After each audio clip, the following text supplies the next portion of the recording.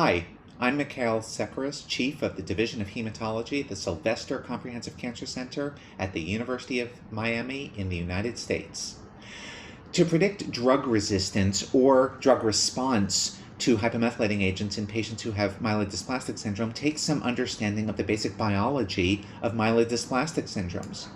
There was work that was published by Dr. Ken Figueroa in JCI in 2015 that showed, for example, that there are patterns of methylation that predict whether or not patients are likely to respond to hypomethylating agents. In that study, it was 2-decitabine. Work from Dr. Trena et al., who was part of our group when I was still at Cleveland Clinic, showed that patients who have mutations along methylation pathways, so TET2, DNMT3A, IDH1 or 2, are more likely to respond to hypomethylating agents than patients who don't have those types of mutations. In the same year, Rafael Behar et al. Showed that patients who have TET2 mutations are more likely to respond to hypomethylating agents, just as we had shown, and also showed that patients who have ASXL1 mutations in combination with TET2 are less likely to respond to hypomethylating agents. Our group, under the leadership of Dr. Aziz Naza, published in JCO Precision Oncology in 2019 a machine learning artificial intelligence programming approach to looking at mutations and predicting response to hypomethylating agents, in which we showed that patients who have 3 mutations, almost all of which included ASXL1, many of which included EZH2, were less likely to respond to hypomethylating agents, whereas patients who had the combination of TET2, RUNX1, and SRSF2 were more likely to respond to hypomethylating agents with an accuracy of the machine learning approach of 87%.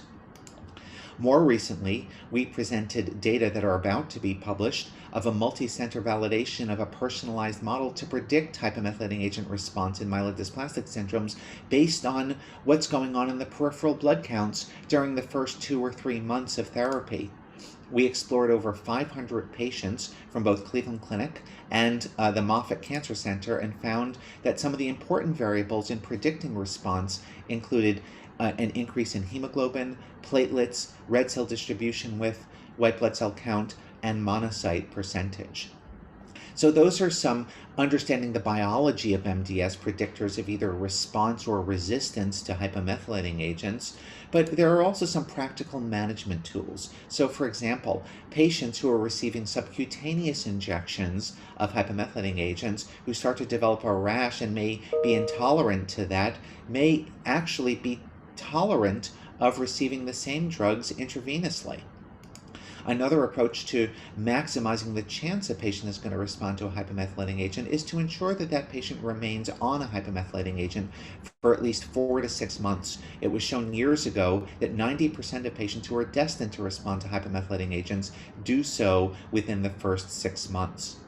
Finally, we have to be cognizant as healthcare practitioners about side effects our patients are having and make sure that we're not overvaluing the side effects compared to what our patients are willing to tolerate. And that was actually shown in a study we conducted through the Aplastic Anemia and MDS Foundation a few years ago. So in sum, we do have biologic predictors of resistance and response to hypomethylating agents and some practical management tools that can maximize the chance our patients will respond to hypomethylating agents. Thanks so much.